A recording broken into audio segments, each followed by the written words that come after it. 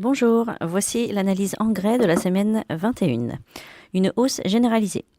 Cette semaine devrait être dans la continuité de la semaine précédente, c'est-à-dire sans grande nouveauté sur l'évolution des tarifs, mais avec une hausse généralisée qui plane sur les marchés des azotés et du phosphore.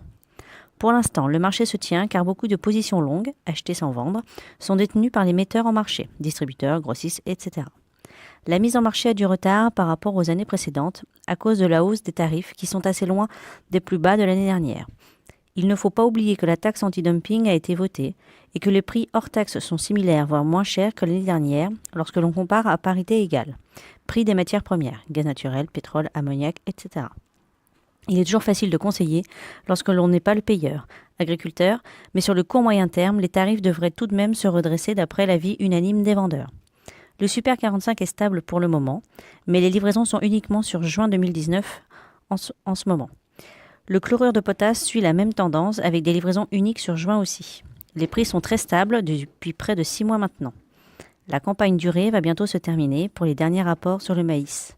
Les prix sont toujours aussi fermes, faute de concurrence sur le marché intérieur. Les prix de la prochaine campagne se font attendre et ne vont a priori pas sortir de suite sauf surprise. Les prix devraient être bien plus hauts que la campagne précédente.